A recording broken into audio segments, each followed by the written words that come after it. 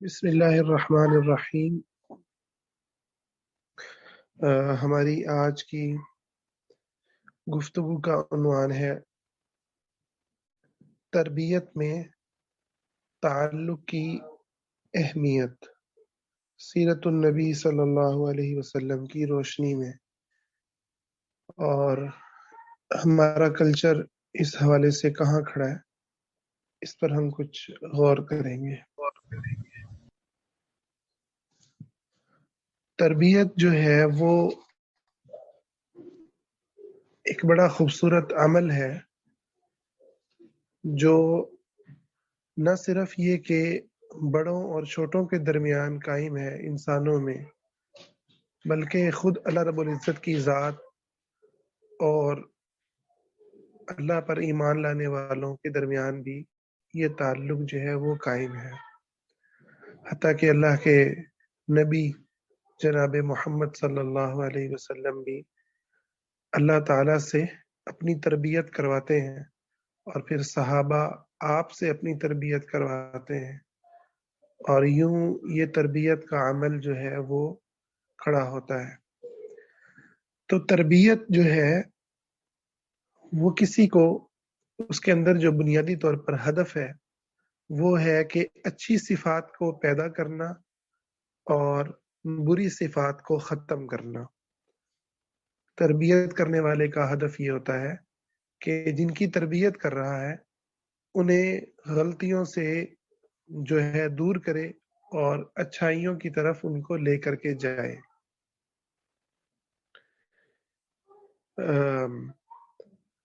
اس کے لیے نصیحت، اس کے لیے سمجھانا، یہ مختلف وہ ٹولز ہیں جن کو ہم استعمال کرتے ہیں، لیکن اس تربیت کی جو بنیاد ہوتی ہے، اس تربیت کی جس چیز کے اندر جان ہے، وہ ہے وہ تعلق جو انسان کا شخص کے ساتھ ہوتا ہے جس کی وہ تربیت کر رہا ہے۔ اگر آپ کسی کی تربیت کر رہے ہیں اور آپ کا اس سے کوئی تعلق نہیں ہے، یعنی آپ کسی کو یوں نہیں تربیت نہ کہیں، بلکہ اگر ہم یہ کہیں کہ آپ کسی کو نصیحت کر رہے ہیں، آپ کسی کو سمجھا رہے ہیں اور آپ کا اس سے کوئی تعلق نہیں ہے، تو بہت زیادہ اس بات کا چانس ہے کہ تربیت اور یہ جو نصیحت ہے یہ کارآمد نہیں ہوگی، فائدہ مند نہیں ہوگی، اس کا فائدہ نہیں ہوگا، بلکہ آپ کی بات کو رد کر دیا جائے گا اور آپ کی بات پر عمل نہیں کیا جائے گا، چاہے وہ کتنی ہی اچھی اور خوبصورت بات کیوں نہ ہو۔ جبکہ اگر آپ کا تعلق موجود ہے، چاہے آپ اپنے بچوں کی تربیت کرتے ہیں، اپنے شاگردوں کی کرتے ہیں، تو اس بات کا بہت زیادہ امکان ہے کہ آپ کی بات کو بغیر بہت زیادہ نصیحت کے، بہت زیادہ واعظ کے اور ڈانٹ ڈپٹ کے اور غصے ہونے کے، آپ کی بات کو محض آپ کے تعلق کی وجہ سے مان لیا جائے گا۔ اچھا، اس ساری چیز کو ہم دیکھتے ہیں کہ سیرت النبی صلی اللہ علیہ وسلم میں اور دین اسلام کی تعلیمات میں اس کو کیسے جو ہے وہ اس چیز کو پریکٹس کیا گیا ہے۔ تو آپ دیکھیں کہ سب سے بڑا جو تعلق ہے وہ اللہ کا اپنے رسول کے ساتھ ہوتا ہے، کیونکہ رسول اللہ تعالیٰ کے پیغام کو دنیا تک پہنچاتے ہیں۔ پھر اللہ تعالیٰ کے ساتھ بندے کا تعلق ہے، مؤمنین کا تعلق ہے۔ تو اللہ تعالیٰ نے اپنے نبی صلی اللہ علیہ وسلم کو بہت سارے احکامات دیے، ان احکامات پر عمل کرنا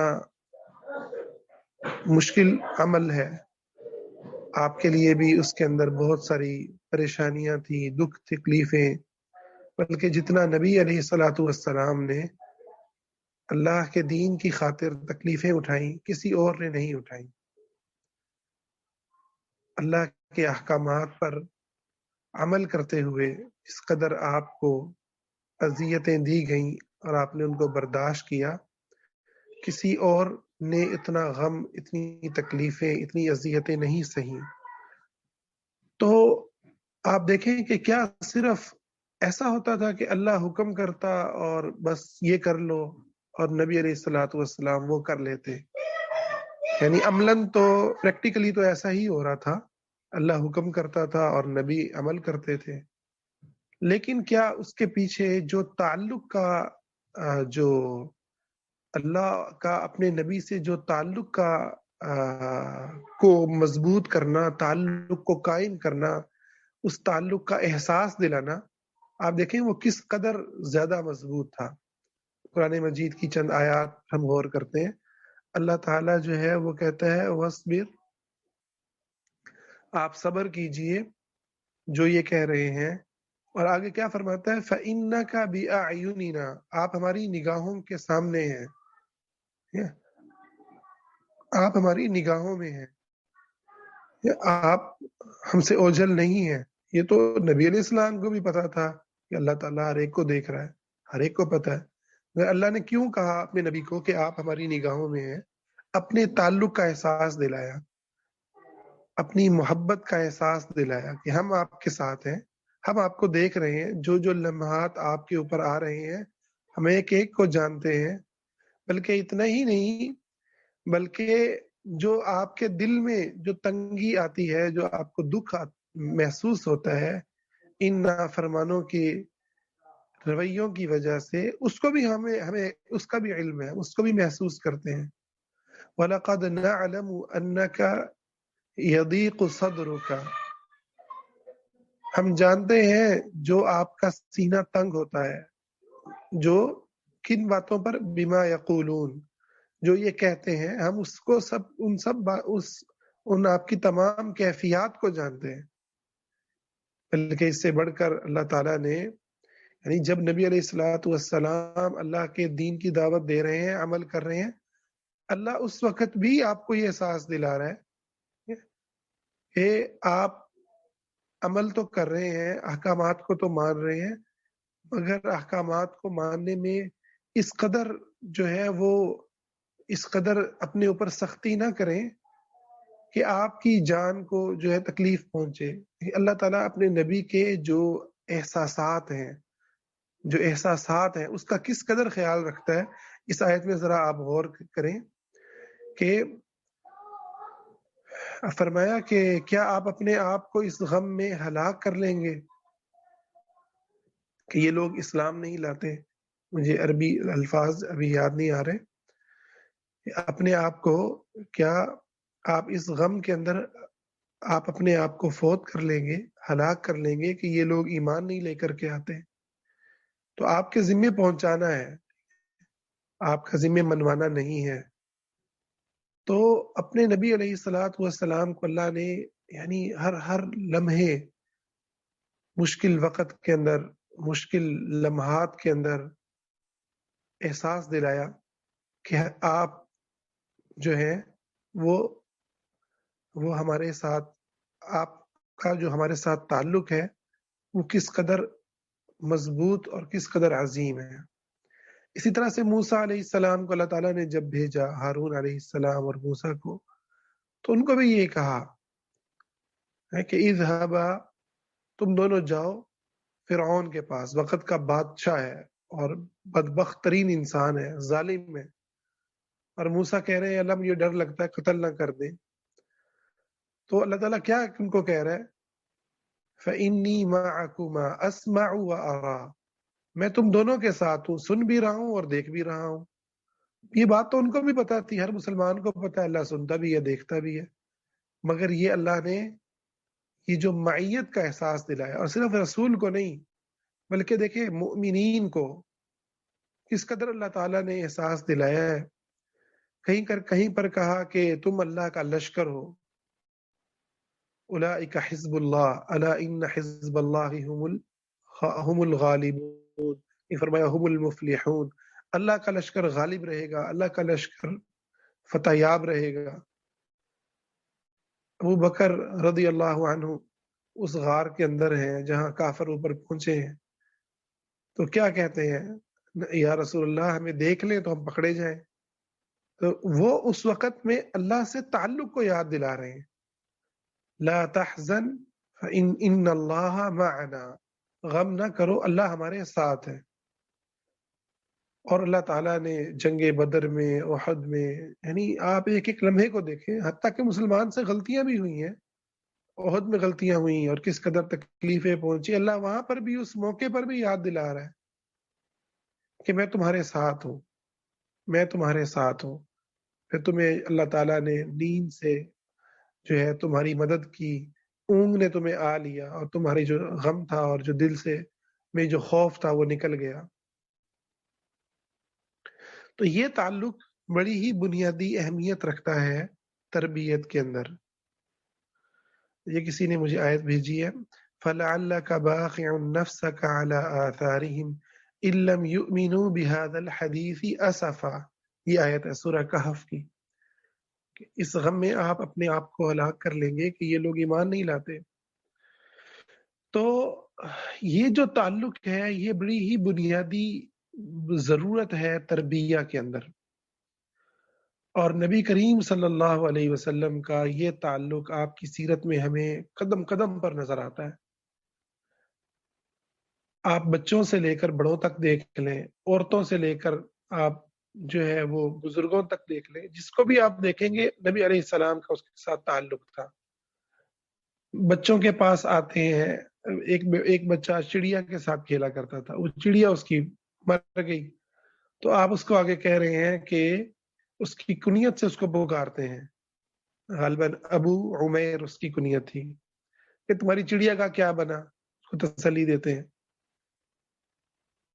آپ صلی اللہ علیہ وسلم خواتین کا خیال رکھتے ہیں, خواتین کے حال احوال پوچھتے ہیں, ان کی کیفیات کے اندر, اپنے ساتھیوں کی کیفیات کے اندر ان کے ساتھ کھڑے ہوئے. نہیں, نبی کا یہ کام ہے کہ وہ بچوں کے ساتھ, نبی سے زیادہ کوئی ہوگا جس پر ذمہ داری ہو.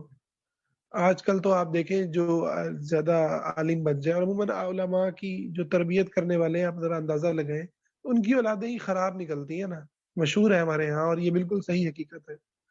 اور اسی طرح سے کوئی پالیٹکس میں ہے, کوئی کسی بھی کوئی لیڈر ہے, تو اس کے بچے تو بیڑا غرق ہوگا, کیونکہ وہ ان کو توجہ نہیں دے گا. وہ سمجھتا ہے کہ میں پتہ نہیں دین کا کون سا ایسا کام کر رہا ہوں جس کے اندر مجھے جو ہے ساری دنیا کو دیکھنا ہے, اور میں اپنی اولاد کے ساتھ, اپنی بیوی بچوں کے ساتھ نارمل لائف گزار لوں. یہ تو میری شان کے خلاف ہے. تو نبی علیہ السلام جو کہ نبی ہیں اور جن پر اللہ نے ذمہ داری ڈالی ہے رسالت کو پہنچانے کی, ان کا یہ حال ہے. بچوں کے پاس جاتے ہیں, بچوں سے پوچھتے ہیں, ان کی خبر لیتے ہیں. وہ آپ نے مشہور واقعہ سنا ہوگا, انشاءاللہ اس کے اوپر ہم بات کریں گے, الگ سے پورا اس کے اوپر لیکچر ہوگا. جو ایک صحابیہ تھی, اور وہ ان کے جو خاوند تھے وہ غلام تھے, یہ بھی غلام تھی, فاطمہ غالباً ان کا نام تھا. تو ان کو آزاد کر دیا, جو ان کی جو خاتون تھیں, جو بیوی تھیں. اب قاعدہ یہ ہے کہ اگر بیوی آزاد ہو جائے اور لڑکا خاوند جو ہے وہ غلام ہو, تو بیوی کو یہ اختیار ہے, چاہے تو رہ لے ان کے ساتھ, چاہے وہ الگ ہو جائے. تو انہوں نے اپنے اس اختیار کو استعمال کیا اور اپنے خاوند سے جو ہے علیحدگی کو ترجیح دی. اب خاوند جو ہے مدینے کی گلیوں میں روتے پھر رہے ہیں, آنکھوں میں آنسو ہیں اور رو رہے ہیں, اور ان کی منت کر رہے ہیں کہ مان جاؤ, ہم اکٹھے ہی رہ لیں. تو حضرت غالباً ابن عباس نے یا عباس نے نبی علیہ السلام کے ساتھ کھڑے ہوئے تھے, اور انہوں نے کہا دیکھیں یہ کیا معاملہ ہے. تو آپ صلی اللہ علیہ وسلم نے ان کو بلایا, ان کی بیوی کو, اور کہا کہ اگر تم ان کے ساتھ ہی رہ لو تو تمہارا کیا خیال ہے. تو وہ کہتی ہیں کہ آپ مجھے حکم دے رہے ہیں یا مشورہ دے رہے ہیں, یعنی اگر حکم ہے تو پھر تو نبی کا حکم نہیں ٹالا جا سکتا. انہوں نے کہا نہیں, میں مشورہ دے رہا ہوں, حکم تو نہیں دے رہا, میری ذاتی رائے ہے, میرا ایک مشورہ ہے. انہوں نے کہا پھر آپ کا مشورہ میں نہیں مانوں. تو آپ ذرا دیکھیں کہ نبی صلی اللہ علیہ وسلم اپنی بستی کے ایک فرد کے اوپر جو بیت رہا ہے، ایک عورت پر جو بیت رہا ہے، اس کو پوچھتے ہیں، اس کو جانتے ہیں، مسجد میں کون آیا کون نہیں آیا ان دوستوں کے بارے میں جانتے ہیں، کون بیمار ہے، حتیٰ کہ یہودیوں کے ہاں بھی کوئی بیمار ہے اور آپ نے وہاں بھی کسی کی تربیت کرنی ہے، تو اس کا بچہ جو مشہور ہے، یہودیوں میں ایک بچہ بیمار تھا اور آپ اس کے پاس گئے اور آپ نے اسے محبت کے الفاظ کہے اور پھر دین کی دعوت دی تو وہ مسلمان ہو گیا۔ تو یہ جو تعلق ہے یہ بنیادی ترین چیز ہے۔ اب کیا ہو رہا ہے ہمارے کلچر کے اندر، معاملہ اس کے بالکل الٹ کھڑا ہے۔ ہمارے کلچر میں بچے کو ہم چاہتے ہیں کہ بچہ جو ہے، اگر کوئی باپ اور ماں تربیت کر رہی ہیں، اس تربیت کا مطلب یہ سمجھتے ہیں کہ بچے کو جو ہے ہم نصیحت کریں، اس کو ڈانٹیں، اس کو کھڑکائیں اور وہ ہماری بات کو مان لے۔ اس کے لیے ہمیں نہ تکلیف اٹھانی پڑے، ہمیں نہ وقت دینا پڑے، ہمیں نہ اس کے ساتھ بیٹھنا ہو، ہمیں نہ اس کی کیفیات کو جاننا ہو، اس کے دل پہ کیا گزر رہی ہے، اس کے ساتھ خوشی میں غمی میں ہم اس کی محسوسات کے اندر، ایک ہے نا ظاہری کے تو ہم دیکھتے ہیں کسی کا خون بہ رہا ہے، کسی نے کھانا نہیں کھایا، وہاں سب پریشان ہوتے ہیں، مگر اس کے دل پہ کیا کیا چیزیں گزر رہی ہیں۔ ایک جوائنٹ فیملی سسٹم میں اس کو خاندان کے دیگر افراد، اس کے ہی بڑے رشتے، ٹھیک ہے، وہ ڈپریشن میں ہیں اور وہ اپنا ڈپریشن اس بچے پہ نکالتے ہیں، ٹھیک ہے، یا جو ہے کسی کو تربیت کرنے کا ڈھنگ نہیں آتا اور وہ تربیت کے نام پر بچے کو جو ہے تان تشنی کا نشانہ بناتا ہے یا تھپڑ لگاتا ہے۔ تو ہمیں تو اس کی کوئی پرواہ نہیں کہ بچے کے اوپر کیا گزر رہی ہے، لیکن ہمیں یہ چاہیے کہ ماشاءاللہ میرا بچہ تو حافظ قرآن ہے۔ مجھے بہت سارے لوگ ملتے ہیں اور مجھ سے رابطہ کرتے ہیں، اپنے بچے کو حفظ کروانا ہے، تو میں انہیں کہتا ہوں کہ بچے کی عزت نفس کا باقی رہ جانا، بچے کا بچے کے اندر جو بچپنا ہے، معصومیت ہے، اس کی جو حفاظت ہے نا، وہ اس کو اس حفظ سے کہیں زیادہ اللہ تعالیٰ کو زیادہ محبوب ہے، جس حفظ کے اندر آپ 2 سال کے اندر بچے سے رزلٹ لینے کے لیے قاری ایک کو کے حوالے کرتے ہیں اور کہتے ہیں کہ اب آپ اس کو جو ہے نا 2 سال میں ٹرین کر دیں۔ پہلے تو والدین یہ کہا کرتے تھے، ہمارے بچپن کی جو باتیں ہیں، کہ جی اس کی جو کھال ہے وہ آپ کی ہے، ہڈیاں ہماری ہیں، تو آپ اس کو ہے نا جانور کو جیسے وہ کہتے ہیں نا بالکل سدھایا جاتا ہے، ایسے ہی جانور بنا دیں جو طوطے کی طرح قرآن کو حفظ کرتا ہو اور پڑھتا ہو۔ اب والدین تھوڑے سے سمجھدار ہو گئے ہیں، کہتے نہیں جی آپ نے مارنا نہیں ہے، لیکن ہوتا یہی ہے کہ وہ استاد 2 سال کے اندر ایک بچے سے جو عمل کروانے جا رہا ہے، زیادہ تر چانس یہ ہوتا ہے کہ وہ وہاں پر بھی غیر فطری ہتھ کنڈے استعمال کرے گا، خوف کو استعمال کرے گا اور وہ 2 سال میں آپ کو رزلٹ دے دے گا اور بچہ آپ کا ماشاءاللہ حافظ تیار ہے، اور اب آپ خاندان کے سارے لوگوں کو ملیں گے، بتائیں گے، اس کی آمین ہوگی، اس پہ سب لوگ آئیں گے، ماشاءاللہ جی میرے بچے نے حفظ کر لیا۔ یہ حالت ہے ان لوگوں کی جو دینی مزاج رکھتے ہیں، اور جو دنیاوی مزاج رکھتے ہیں وہ یہی کچھ انجینئرنگ کے لیے، اس کی میڈیکل ایجوکیشن کے لیے، اس کے میٹرک کے اچھے نمبروں کے لیے وہ سارے وہی ہتھ کنڈے استعمال کر رہے ہوں گے، وہی ان کے میتھڈز ہوں گے جو ایک بچے کو مسجد کے اندر قاری صاحب جو ہے حفظ کے لیے کرواتے ہیں۔ تو یعنی بچہ ایک ایسے ایک پریشر کوکر میں ڈال دیا جاتا ہے جس کے اندر وہ پکتا ہے، اور پکنے کے بعد وہ فروٹفل جو ہے نا ایک درخت کی جو ہے شکل اختیار کر لیتا ہے، مگر اس کے اپنے دل کے کیا حالات ہیں، اس کے ساتھ کیا ہو رہا ہے، اس کی کوئی خبر لینا بھی مناسب نہیں سمجھتا، چاہے جائے کہ خبر لے، اس کو خبر لینے کو بھی ہم سمجھتے ہیں فضول سی باتیں ہیں۔ تو سیرت النبی صلی اللہ علیہ وسلم اس سے بالکل ہٹ کر کے ہے۔ آپ صلی اللہ علیہ وسلم کے زمانے میں حفظ کیسے کروائے جاتے تھے، علوم کیسے پڑھائے جاتے تھے، وہاں پر بھی علوم کی ضرورت تھی، فنون کی ضرورت تھی، کمانا تب بھی انسانی زندگی ہی تھی، ٹھیک ہے۔ تو کمانے کے جو کچھ طریقے اور جو میتھڈز اور جو معیار آج ہم نے رکھے ہیں، تو حقیقت یہ ہے کہ وہ محض ایک انسان کو دباؤ میں رکھنے اور انسان کے ساتھ ایک غیر انسانی سلوک کرنے کے سوا کچھ نہیں ہے۔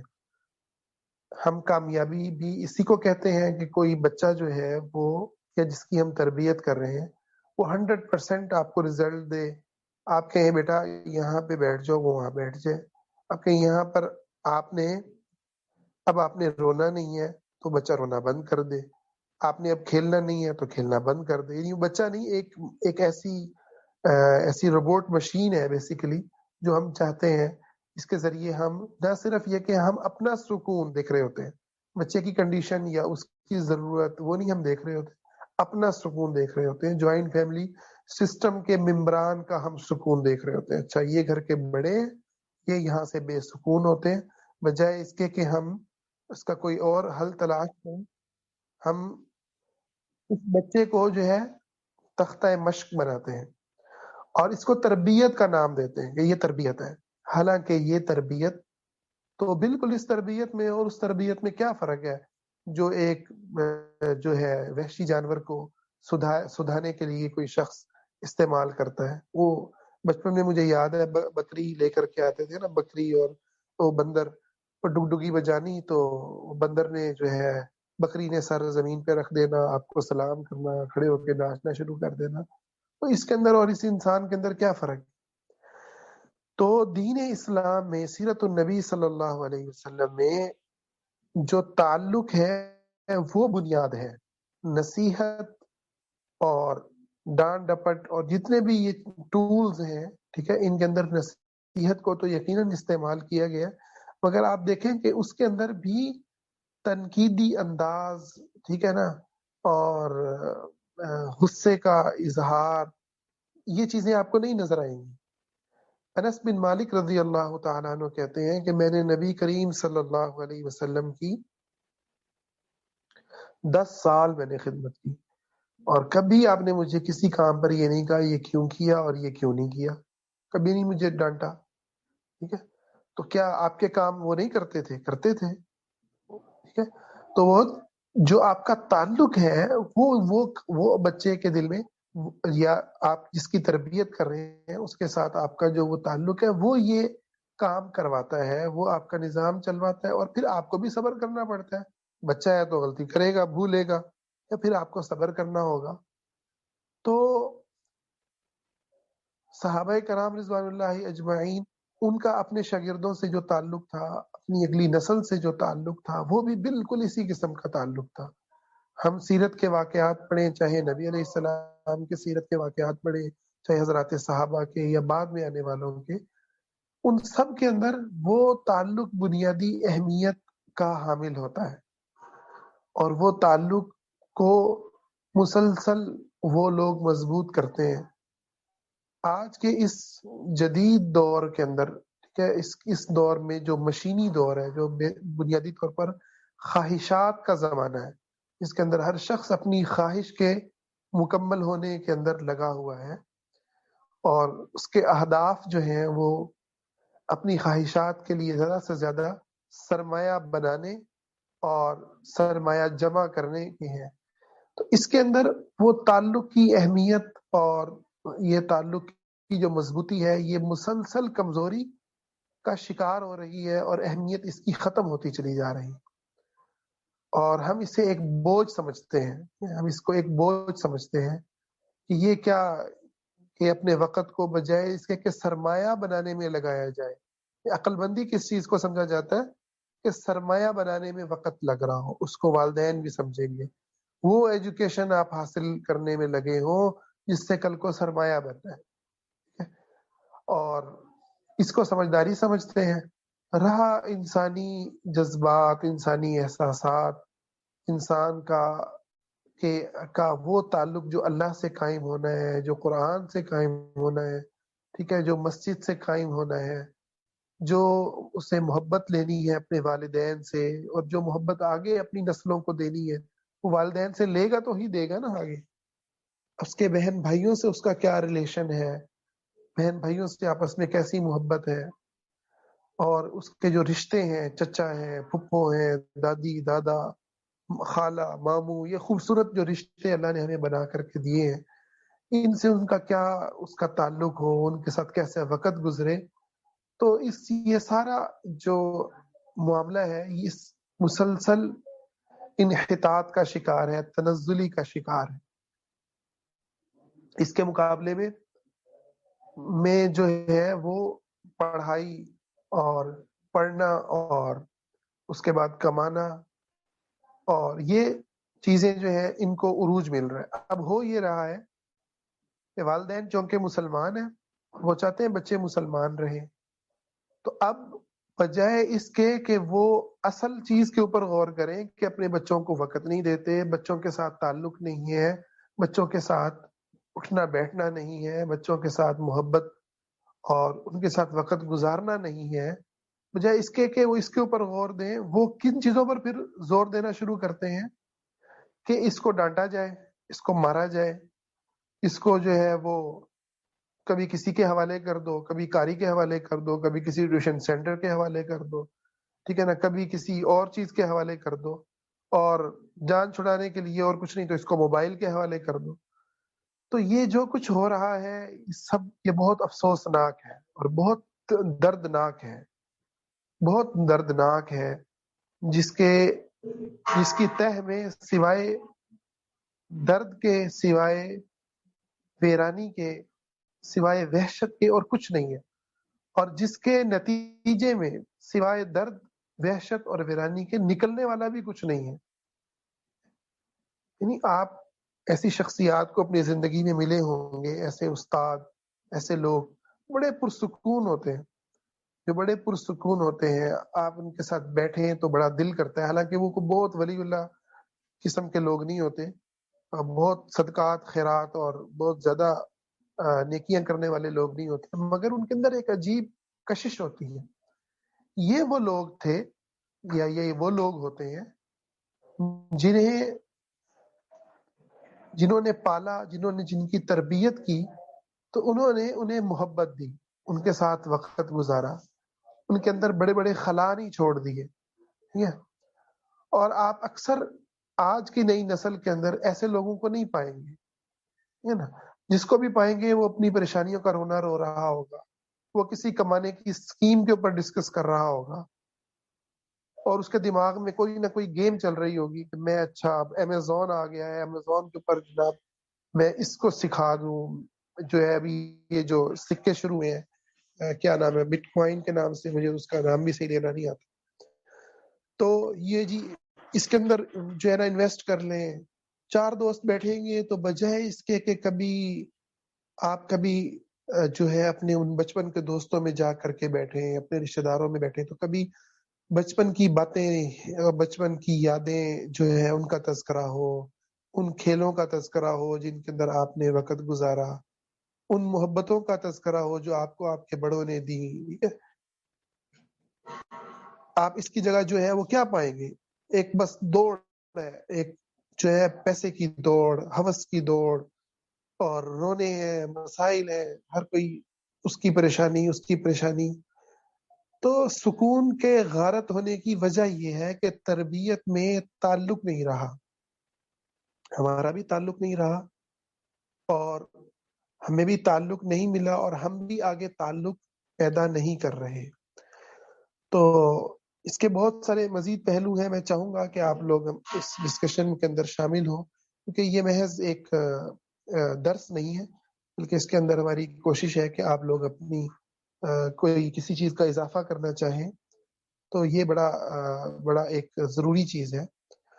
تو یہ ہمارے نبی کریم صلی اللہ علیہ وسلم کی سیرت میں اس چیز کو اگر ہم دیکھیں تو سب سے زیادہ چیز یہی نظر آئے گی۔ دیکھیں آپ غزوہ تبوک کے موقع کے اوپر جب نبی صلی اللہ علیہ وسلم وہاں پہنچے ہیں تو آپ نے کعب بن مالک کا پوچھا، وہ جو صحابی جو نہیں آئے، وہ نہیں آئے، اور جب واپس آئے تو آپ ان سے ناراض ہوئے، اور پھر اللہ تعالیٰ نے جو آیات نازل کی ہم سب وہ جانتے ہیں واقعہ، کس طرح سے وہ 40 دن ان سے بائیکاٹ ہوا، اور وہ تو آپ دیکھیں کہ وہاں وہ جو نبی کریم صلی اللہ علیہ وسلم کو وہاں پہنچ کر بھی اپنے وہ صحابی یاد ہیں، وہ صحابی میرے نہیں آئے، میرے وہ دوست نہیں آئے. تو یہ تعلق تو ہمارا اپنے مسلمانوں کے ساتھ ہو. ہم میں ایک بڑی تعداد تو وہ ہے جو مسجدوں میں جاتی ہی نہیں، اور جاتی ہے تو پھر مسجد کے نمازیوں سے ہمارا کیا تعلق ہے، اور نمازیوں سے تو بڑا دور رہا. یہ تعلق تو ہمارا اپنے بچوں کے ساتھ نہیں ہے، یہ تعلق تو ہمارا اپنے بچوں کے ساتھ نہیں ہے. اور پھر اگر بچوں کے ساتھ ہے تو پھر مسلمانوں کے جو مختلف اجتماعی ادارے ہیں، جیسے مسجد ہے، ٹھیک ہے، اسکول ہے، ہمارا وہاں پر کوئی تعلق نہیں ہے. تو یہ ایک بڑا ہی المناک معاملہ ہے، اس سے نکلنا بہت ضروری ہے کہ ہم اگر اپنے بچوں کی، اپنے سے ملنے والے لوگوں کی، اگر ہم چاہتے ہیں کہ وہ اچھائی کو پھیلائیں اور ان میں برائی کو کم کریں، تو اس کے لیے بہت ضروری ہے کہ ہم تعلق کو پیدا کریں. اس لیے میں اکثر بات اپنے دوستوں کو کہتا ہوں کہ جو لوگ دعوت کے اندر محض حدیث بیان کرنے کو کافی سمجھتے ہیں کہ جی چونکہ بس آپ کسی کو دیکھا کہ کوئی بے پرد ہے، اس کے سر پر دوپٹہ نہیں ہے، آپ فوراً اس کو حدیث سنا دی کہ جو ایسا کرے گا وہ تو جہنم میں جائے گا، ٹھیک ہے، اس پر فتویٰ لگا دیا. اور کسی کو کسی گناہ میں دیکھا تو اس کو فوراً سنا دیا، ارے بھائی جو تم یہ کر رہے ہو اس کا انجام تو جہنم ہے. ایسا کرنے والے لوگ بے دین ہوتے ہیں، اس کو چار جو اس پر بھڑاس نکال لی. تو ایسا کر کے ہم تربیت نہیں کرتے، ایسا کر کے ہم اپنا شاید غصہ نکالتے ہیں مگر تربیت نہیں کرتے. تربیت کیا ہے کہ ایسے لوگوں کو اللہ کی محبت کا یقین دلایا جائے. اللہ تعالیٰ نے قرآن میں یہی تو کیا ہے کہ وہ لوگ جو گناہ گار ہیں، نیک لوگوں کے ساتھ تو اللہ کی جو تعلق ہے وہ تو ہے ہی ہے نا. ابھی جو میں نے آپ کو بتایا نبی صلی اللہ علیہ وسلم سے تعلق، صحابہ سے، اللہ تعالیٰ نے گناہ گاروں کو بھی جو ان کی تربیت فرمائی ہے وہ اسی تعلق کی بنیاد پر فرمائی ہے. جیسے فرمایا اس آیت کے اندر، قُلْ يَا عِبَادِيَ الَّذِينَ أَسْرَفُوا عَلَىٰ أَنفُسِهِمْ لَا تَقْنَطُوا مِن رَحْمَتِ اللَّهِ، اے میرے وہ بندو جنہوں نے اپنی جانوں پر ظلم کیا، تم اللہ کی رحمت سے نا امید نہ ہونا، بے شک اللہ سارے کے سارے گناہ معاف کر دیتا ہے. دیکھو کہ اللہ تعالیٰ نے اس آیت میں کیسے گناہ میں ڈوبے ہوئے لوگوں کو ان کی تربیت، ان کی اصلاح وہ کسی فتوے سے نہیں فرمائی، بلکہ وہ اپنے تعلق کا احساس دے کر کروائی ہے کہ اللہ تو اتنا پیارا ہے، اللہ تو اتنا رحیم ہے کہ تم ساری زندگی گناہ کر کے آؤ اور اس کی طرف، اس کے سامنے آنسو بہا دو تو وہ تم پر جہنم کو حرام کر دے گا. یا ایھا الانسان ما غرک بربک الکریم، اے انسان تجھے تیرے کریم رب سے کس نے غافل کر دیا. تو دیکھیں کتنی اللہ تعالیٰ کے جو الفاظ ہیں اس کے اندر کیسا جو ہے وہ زبردست انسان کے دل پر اثر ہوتا ہے اور انسان کا رب سے تعلق قائم ہوتا ہے. تو گناہوں سے بچنا اور نیکیاں کرنے کی بنیاد وہ شرم اور حیا ہے اصل کے اندر. جو انسان جب اپنے رب کو دیکھتا ہے، اپنے رب کے ساتھ اپنے اس تعلق کو دیکھتا ہے، تو اس کے دل میں پیدا ہوتی ہے کہ میرا رب تو ایسا اور میں ایسا، میرے رب کے تو اتنے کرم اور اتنے رحم اور اتنی عطا اور اتنی مغفرت اور بخشش، اور میں کیسا، میری طرف سے کیسی جفا ہے، کیسی بے رخی ہے، اور کیسا جو ہے وہ ظلم ہے. تو انسان پھر اللہ کے سامنے رو پڑتا ہے، اللہ تعالیٰ سے اپنے گناہوں کی معافی مانگتا ہے.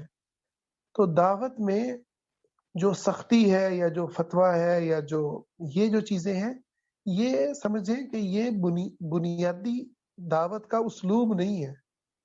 یہ دعوت کا کہیں پر کوئی آپ کو ٹیکا لگانا پڑتا ہے، یہ ایک الگ چیز ہے، اس نوعیت کی چیزیں ہیں. تو اصل میں تو آپ نے اس کو بخار والے کو پیناڈول ہی دینی ہے نا، ہاں بخار بگڑ گیا ہے، کوئی ایسا معاملہ آ گیا ہے، اب آپ اس کو بوتل لگائیں گے. تو اس دعوت میں، تربیت میں اصل جو چیز ہے وہ تعلق ہے، نہ کہ یہ کہ آپ فتویٰ دے دیں بس یہ لوگ جو ہے وہ بے دین ہیں، یہ برے ہیں. ٹھیک ہے بھائی، وہ برے ہیں تو اچھے بھی تو ہو سکتے ہیں.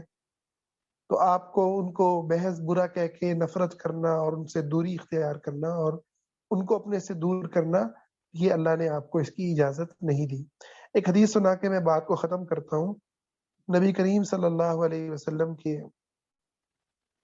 نے بیان فرمایا کہ دو شخص تھے، ان میں سے ایک دوسرے کو نصیحت کرتا تھا اور اسے کہتا تھا کہ وہ جب اس پر عمل نہ کرتا، وہ جواب میں کہتا کہ تم مجھے اور میرے اللہ کو چھوڑ دو. تو وہ اسے کہتا کہ ایک دن نصیحت کرتے کرتے اس نے اس کو کہا کہ اللہ تمہیں کبھی نہیں معاف کرے گا. یعنی اللہ سے اس نے بالکل اس کو کہا کہ تم تو ہو ہی نہایت گھٹیا انسان ہو، تم تو اب جہنم میں ہی جاؤ گے، تمہارا تو کوئی اللہ تمہیں نہیں معاف کرے گا. تو دونوں فوت ہوئے تو اللہ نے اس نیک بندے کو کہا کہ تمہیں کس نے حق دیا تھا کہ تم اللہ سے اس کو مایوس کرو اور اللہ کے بارے میں تم فیصلے کرو. اس کو جہنم میں پھینک دیا. اور جو یہ کہتا تھا نا کہ میں اور میرا رب، ہم دونوں، میں اب میرا رب اور میرا تعلق ہے، ٹھیک ہے، تو تم مجھے چھوڑ دے، میں اپنے رب کے ساتھ جب ملوں گا تو میرا رب مجھ پہ رحم کرے گا. اس کو جو اچھی امید تھی اللہ سے، اس بنیاد پہ اللہ نے کیا کیا، اس کو جنت کے اندر بھیج دیا. تو یہ وہ چیز ہے جو آج ہمیں اپنے بچوں کی تربیت میں، ان تمام چیزوں میں جس کی ضرورت ہے کہ ہم اس کو فوکس کریں. اپنے معاشرے کے جو انداز ہے نا کہ جی یہ بچہ تو پڑھتا ہی نہیں ہے، بچے کو کہہ کے اس کی تذلیل کرنا، اس کی تحقیر کرنا، یہ تو بچے میری بات مانتے ہی نہیں ہیں، یہ تو شور ہی بہت کرتے ہیں، تم نے تو کبھی میری بات مانی ہی نہیں ہے. چاہے آپ خاوند کے ساتھ یہ اسلوب اپنائیں، چاہے بیوی کے ساتھ یہ اسلوب اپنائیں، تو یہ نہایت تکلیف دہ ہے اور یہ نہایت برا ہے اور غلط ہے. اصل میں یہ ہے کہ ہم ان کے ساتھ وقت گزاریں، ان کے ساتھ اپنا کچھ ایسا شیڈول بنائیں، ان طریقوں کو سیکھیں جن کے ذریعے ہم ان اپنے بچوں کو، اپنے ساتھ والوں کو، اپنے گھر والوں کو، جن کے ذریعے ہم ان کے ساتھ اپنا تعلق مضبوط کر سکتے ہیں، تاکہ اس بچے کو وہ کہنا نہ پڑے، وہ ہمارے احساسات کو وہ خود سمجھتا ہو، محسوس کرتا ہو اور خود سے وہ سیدھی راہ پر، اس راستے پر چلتا ہو جو حق کی راہ ہے. جی ثنا بہن، جی آپ بات کر سکتی ہیں. جی السلام علیکم. سر میرا اصل میں سوال ہے میاں بیوی کے رشتے کے حوالے سے. جی اگر میاں بیوی میں سے کوئی ایک کسی ایسے گناہ میں مبتلا ہوں جس کو وہ گناہ نہ سمجھتے ہوں، اور رشتہ ایسا ہو کہ وہ ایک دوسرے کی اصلاح بھی کر رہے ہوں، مگر آپ کو سمجھ آ جاتی ہے کہ ان کی سوچ کیا ہے اور وہ زندگی میں کرنا کیا مطلب ان کا مقصد کیا ہے، اور یہ کہ وہ اس گناہ سے ہٹنے والے نہیں ہیں. تو اگر اس قسم کی کوئی سچویشن ہو تو کیا سمجھوتا کرنا چاہیے یا اسی سوچ کے ساتھ کہ جب تک رشتہ ہے ان کی اصلاح بھی ہوتی رہے گی، اور اگر رشتہ بھی ختم ہو گیا تو اصلاح کی جو گنجائش ہے وہ ختم ہو جاتی ہے؟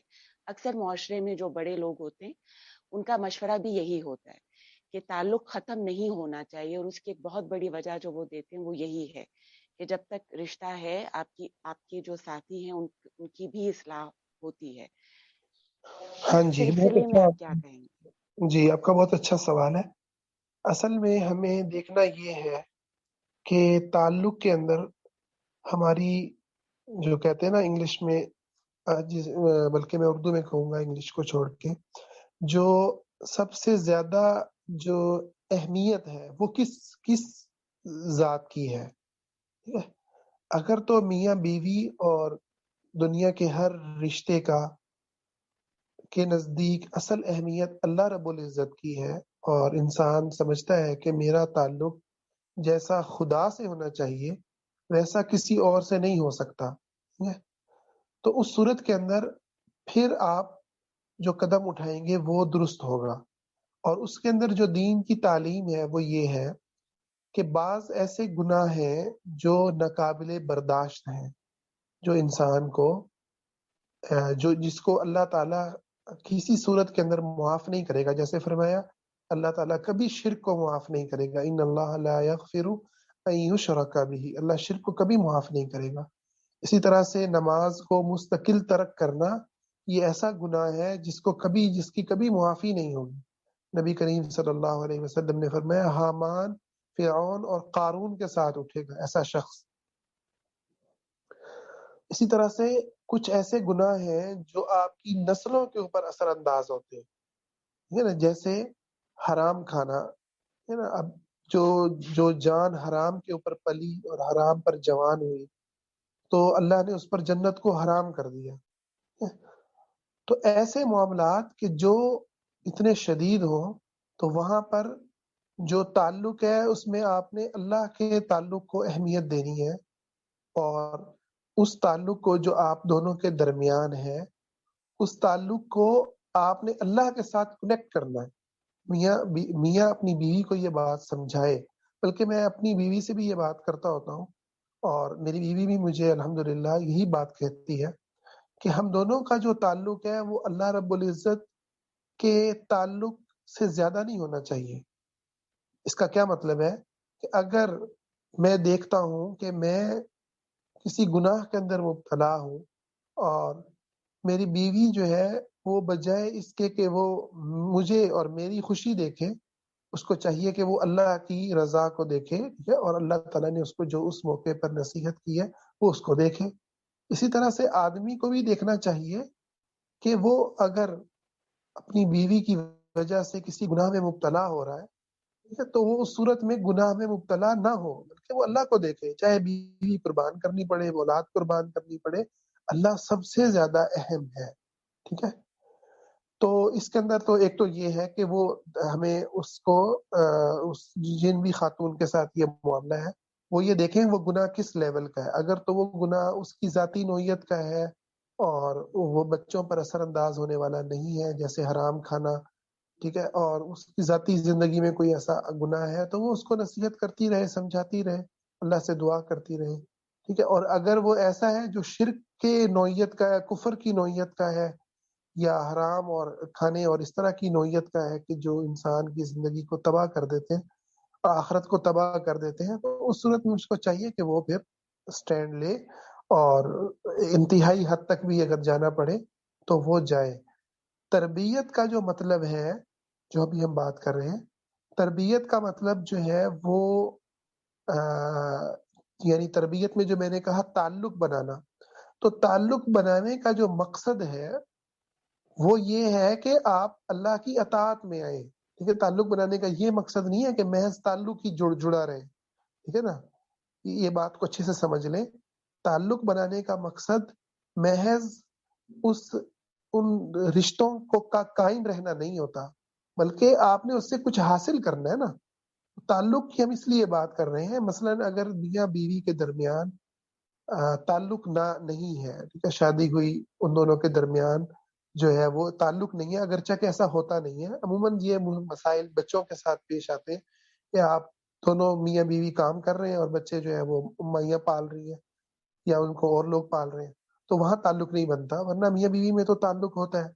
خیر، اگر تعلق نہیں ہے تو اس تعلق کو بنائیں اور پھر اس تعلق کے ذریعے اس کو سمجھائیں کہ نہیں یہ چیز ناقابل برداشت ہے. جیسے بیوی یا میاں اپنے ذاتی معاملے کے اندر یہ میسج دیتے ہیں، اگر میاں بیوی کے والدین کو برا بھلا کہے یا کوئی بھی ایسی بات کرے تو بیوی اس کو جو ہے وہ رسپانس دیتی ہے کہ یہ جو تم کر رہے ہو نا، اس کو وہ بندے کو بھگتنا پڑتا ہے نا، مردوں کو وہ بھگتنا پڑتا ہے. ایسے ہی اگر عورت کی طرف سے ایسا کچھ ہو تو عورت کو بھگتنا پڑتا ہے. تو اللہ کے معاملے میں جو کہ سب سے زیادہ ہمارا محبت والا تعلق ہے، سب سے زیادہ مضبوط تعلق ہے جس کے ساتھ، اور پھر اس کے رسول صلی اللہ علیہ وسلم نے، ٹھیک ہے، تو ان کے معاملے میں اگر کوئی بندہ دیوسیت کا شکار ہے، بے وفائی کا شکار ہے، تو میرے خیال میں اس کو اپنے ایمان پر غور کرنا چاہیے اور اللہ سے تعلق بنانا چاہیے. اس کا اپنا اللہ سے تعلق نہیں ہے. جی. اور کسی کا سوال ہو تو پوچھ سکتے ہیں.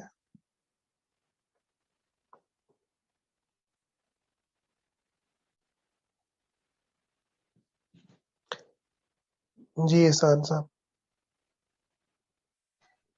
السلام علیکم. وعلیکم السلام. کیسے ہیں آپ؟ خیریت سے؟ جی الحمدللہ.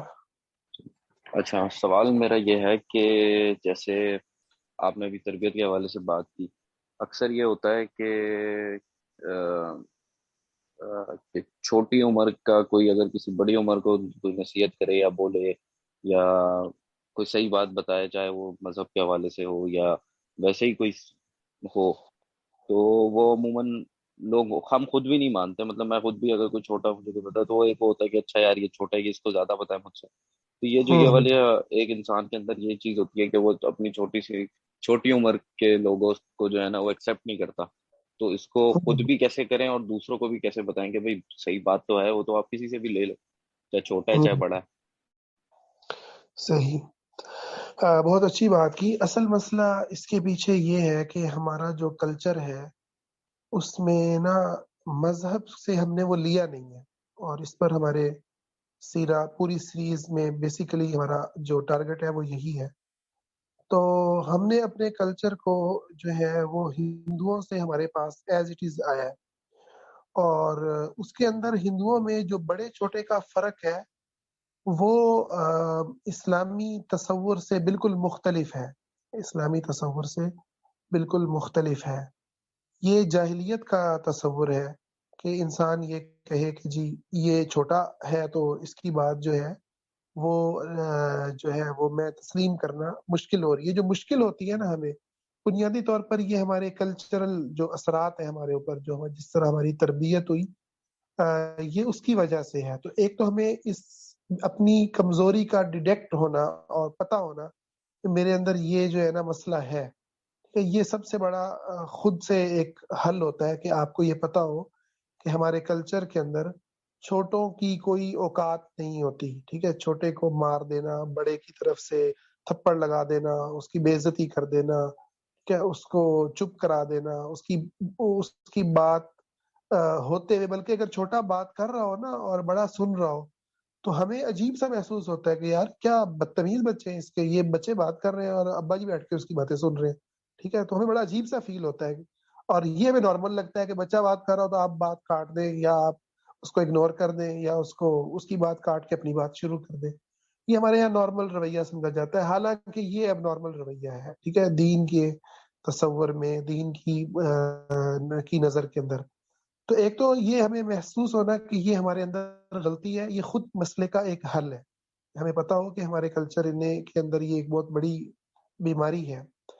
اور دوسری بات یہ ہے کہ ہمیں حق جو ہے وہ ہر چیز سے زیادہ عزیز ہو، ہم اس کے اوپر اپنی تربیت کریں.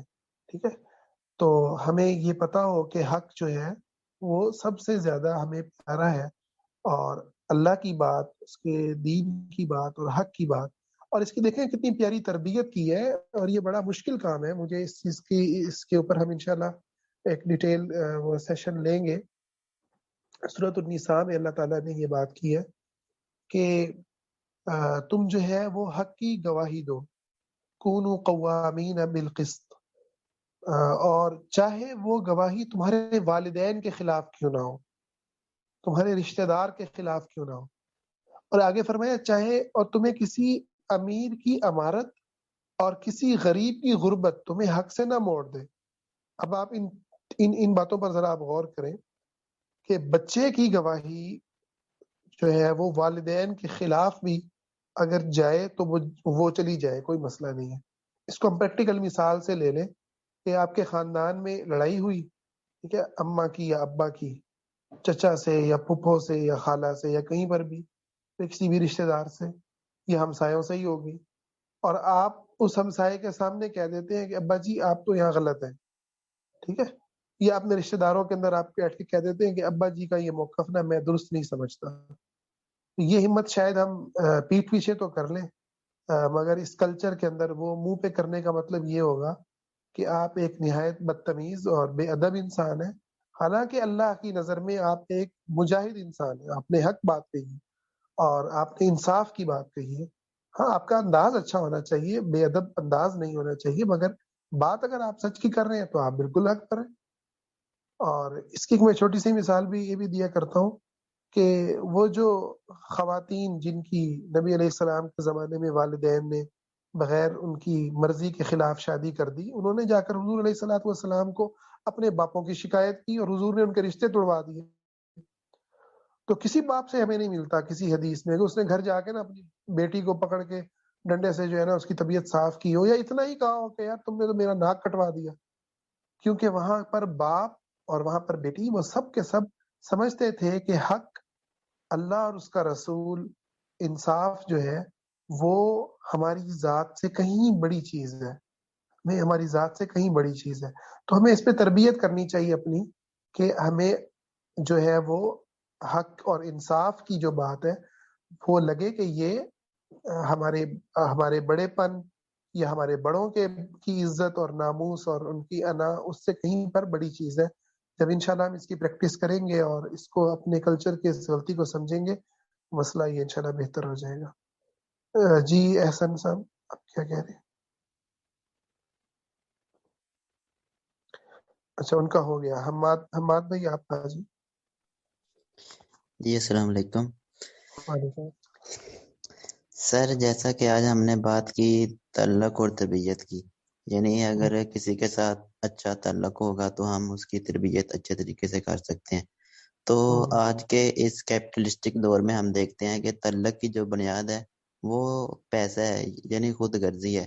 ہم نے بات کی ہے اگر تعلق اللہ تعالیٰ کی اطاعت کے مطابق اللہ تعالیٰ خوش کرنے کے لیے اللہ تعالیٰ کے لیے ہوگا تو اس کی تربیت اچھے سے ہو سکتی ہے. لیکن آج ہم کسی سے تعلق بناتے ہیں تو ہمارا مقصد کچھ اور ہوتا ہے، اس کا مقصد ہماری اپنی خود غرضی ہوتی ہے. تو یہ مثال لے لیں بچوں کے ساتھ، ہم بچوں کو بھی شروع سے ہی پیسہ کے لالچ دے کے اس کو اپنے قریب کرنے کی کوشش کرتے ہیں. تو اس طرح کے معاشرے میں ہم پھر کیسے تربیت کر سکتے ہیں، کیسے پوسیبل ہے تربیت کرنا؟ جی آپ نے بڑی خوبصورت مثال دی کہ ہم بچے کو شروع سے اپنی جو اطاعت میں لے کر آتے ہیں نا، اور اس سے جو بات منوانے کی کوشش کرتے ہیں وہ پیسے سے کر رہے ہوتے ہیں. تو یہ ایک بڑی ہی غلط تربیت کا انداز ہے. ٹھیک ہے، میرے سے بھی ایسا ہوتا ہے. تو اور بہت سارے اکثر شاید ہم میں سے ایسا کرتے ہیں، لیکن یہ غلط انداز ہے. بجائے اس کے کہ کیونکہ پیسہ شارٹ کٹ ہے نا، پیسے کی اہمیت کو بچہ بھی جانتا ہے، اس سے ٹافی ملے گی جا کے. ٹھیک ہے، لیکن چونکہ بچے کے ساتھ کھیل کود، بچے کے ساتھ وقت گزارنا، اس کو جو ہے وہ ہمارے لیے بھی مشکل ہے. ٹھیک ہے، تو پھر اس کو جب ہمارے لیے مشکل ہے تو بچہ اس کو محسوس نہیں کرے گا. ٹھیک ہے، کہ آج ابا جی کھیلنے نہیں جا رہے، یا آج ابا جی کا موڈ بنا ہوا ہے، چہرے پر آج جو ہے نا آج ناراضگی ہے، تو وہ بچہ محسوس ہی نہیں کرے گا کیونکہ ہم اس کو ایسا وقت نہیں دیتے. اور جہاں تک دوسری بات ہے کہ ہم اس کو پریکٹیکلی کیسے کریں، تو جتنی بھی باتیں ہماری ان سیشنز میں ہوں گی ان میں جو پریکٹیکل چیزیں کرنا ہے نا اس کے اوپر، یعنی حقیقت یہ ہے کہ ابھی ہم تصورات کی ہی بات کر رہے ہیں. کم از کم ہم سوچ تو لیں نا کہ ہمیں یہ کرنا چاہیے اور یہ ہمارا غلط پہلو ہے. تصورات میں پریکٹیکل کے اندر ہر شخص کے الگ الگ حالات ہیں. گاؤں میں رہنے والا الگ حالت میں ہے، شہر میں رہنے والا الگ حالات میں ہے.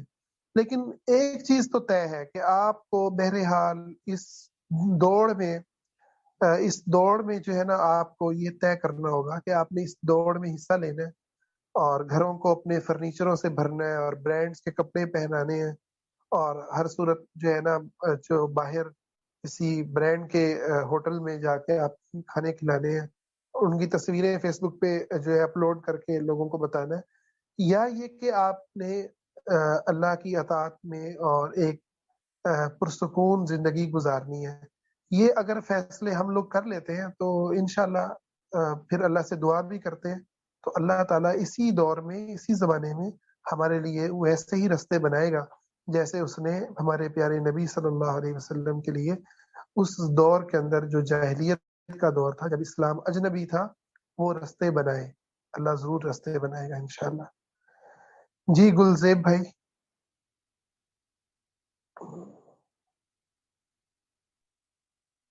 السلام علیکم. وعلیکم السلام. سر کچھ لوگ سمجھتے ہیں کہ جو ڈانٹ اور مار ہے یہ تربیت کا حصہ ہے. آپ کے خیال سے اگر ڈانٹنا ہی ہے، کیونکہ حدیث میں بھی ہے کہ جب بچہ 10 سال کا ہو جائے، اگر وہ نماز نہ پڑھے تو اسے مارو. اگر آپ بالکل صحیح. سمجھتے ہیں کہ اگر بچے کو ڈانٹنا ہی ہے تو کب اور کیسے، کس موقع پر اس کو ڈانٹا جائے اور کیسے ڈانٹا جائے، کیسے اس کو سمجھایا جائے، یا اگر وہ کچھ غلط کر رہا ہے، بار بار کر رہا ہے، تو اس بارے صحیح میں ذرا صحیح. بتائیں. جی بہت اچھا سوال ہے آپ کا. اس پر انشاءاللہ ہم تفصیلی بات الگ سے بھی کریں گے. یہاں اختصار سے ہم بات کرتے ہیں کہ نا ہمیں اسلام کی کچھ چیزیں اور دین کی کچھ باتوں کو سمجھنے میں بہت بڑی غلطی اس لیے لگتی ہے کہ وہ چیز اپنے نام کی حد تک جو ہوتی ہے نا ایک جیسی ہوتی ہے. ہمارے کلچر میں بھی اور اسلام میں نام ایک جیسا ہوتا ہے، پیچھے جو طریقہ کار ہے، جو تصورات ہیں، وہ بالکل مختلف ہوتے ہیں. تو آپ دیکھیں کہ اسلام نے جہاں ڈانٹ کی بات کی ہے یا مارنے کی بات کی ہے، تو آپ کو سوائے نماز کے کوئی ایسا حکم نہیں ملے گا جس کے اندر یہ کہا ہوگا ان کو مارو. کیونکہ نماز جو ہے وہ ایسی چیز ہے کہ جو مسلمان اور کافر میں فرق کرتی ہے. تو آپ کو کم از کم بچے کو مسلمان تو رکھنا ہے نا. تو مسلمان رکھنے کے لیے اس کو کہا ہے کہ جب ایسی کنڈیشن آ جائے تو اس کو آپ نے مارنا ہے. لیکن آپ دیکھیں کہ نبی کریم صلی اللہ علیہ وسلم کی سیرت کے اندر کیا آپ نے کسی بچے کو نماز کے لیے بھی مارا ہے؟ تو آپ حیران ہو جائیں گے کہ آپ نے نہیں مارا. آپ نے وہ تعلق قائم کیا بچوں کے ساتھ.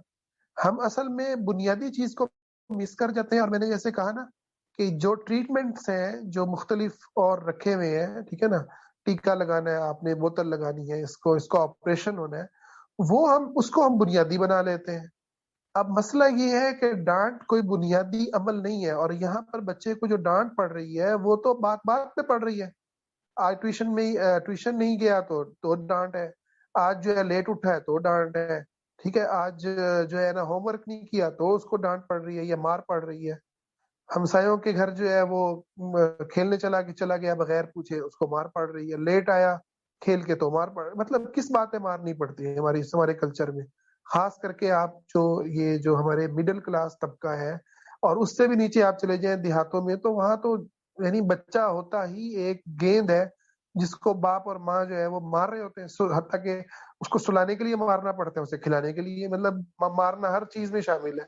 نہیں، ہم حیران ہو جاتے ہیں کہ بچے کو یعنی سلانا ہے تو مار کے سلانا ہے، اٹھانا ہے تو شاید اس کو ڈانٹ کے اٹھانا ہے، کھلانا ہے تو اس کو مارنا پڑتا ہے. ہر چیز میں مار مار مار. تو وہ ایک جانور کے علاوہ کچھ نہیں ہوتا.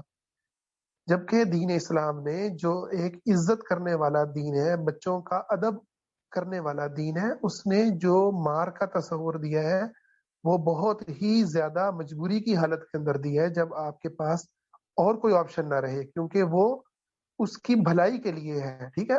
اور ایک تو یہ فرق ہو گیا. اور دوسرا فرق یہ ہے کہ مار اور ڈانٹ وہ بچے کی تربیت کا حصہ ہے، یعنی تربیت کا ایک ٹول ہے. اچھا، بچے کی خیر خواہی میں کیا جاتا ہے. مگر ہمارے کلچر میں ڈانٹ اور مار وہ ہمارے ڈپریشن کا اظہار ہوتا ہے. ایک ماں جو ایک گھر کے اندر اپنی ماشاءاللہ سے بڑی ساری فیملی کو سنبھال رہی ہے، ساس سسر کی خدمت کر رہی ہے اور نندیں آئی ہوئی ہیں، ان کو اس نے دیکھنا ہے، ان کے ساتھ وقت گزارنا ہے، خاوند کا الگ اس نے خیال رکھنا ہے. وہ ماں اپنے بچہ جب اس کا روئے گا تو وہ اس بچے کو کیا کرے گی؟ وہ اس بچے کو کیسے چپ کرائے گی؟ چپ کرانے کے لیے تو ضروری ہے کہ وہ اس کے ساتھ بیٹھے، اس کے ساتھ ٹائم گزارے. اس کی تو آپ کو وہ فیملی سسٹم اجازت نہیں دے رہا، خاوند تو اجازت نہیں دے رہا. ٹھیک ہے. اور آپ کا گھر اجازت نہیں دے رہا، کیونکہ وہاں اتنا بڑا دل نہیں رکھ پایا جاتا عموماً ہمارے ہاں. ٹھیک ہے، اچھے لوگ بھی ہوتے ہیں. تو اب اس کے پاس ایک ہی حل ہے کہ بچے کے منہ کو زور سے دبا دے، اس کو ڈرا دے، اسے کہ جن بابا آ گیا، اس کو کہ باہر خان بابا آ گیا، اس کو تھپڑ مارے. ٹھیک ہے، اس کو کمرے کے اندر بند کر دے. یہ اس کے پاس وہ رستے ہیں جس کے ذریعے وہ بچے کو ڈانٹ رہی ہے. اب کیا یہ ڈانٹنا اسلام والا ڈانٹنا؟ ہرگز نہیں. یہ ڈانٹنا جانوروں والا انداز ہے جو کہ ہمارے کلچر کی وجہ سے ہے. ٹھیک ہے. اور اس کی اسلام ہرگز اجازت نہیں دیتا. بدترین ظلم ہے جس کو کبھی بھی قبول نہیں کیا جا سکتا. ٹھیک ہے. تو یہ بنیادی طور پر فرق ہے. انشاءاللہ اس پر ہم ایک ڈیٹیل سے بات کسی اور مجلس میں بھی ضرور کریں گے انشاءاللہ. کیا اچھا جی. اس کے بعد ہے ریا شیری. جی آپ بات کر سکتے.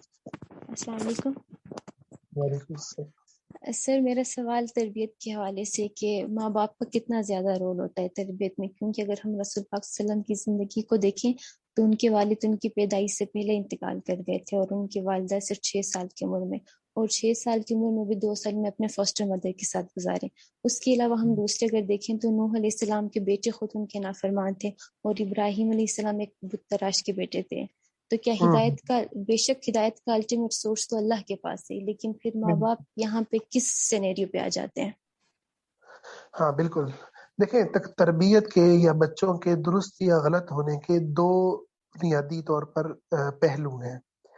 ایک پہلو ہے والدین کی تربیت میں نقص کا ہونا، جیسا کہ نبی کریم صلی اللہ علیہ وسلم نے فرمایا کہ ہر پیدا ہونے والا بچہ فطرت پر پیدا ہوتا ہے، یعنی اسلام پر پیدا ہوتا ہے.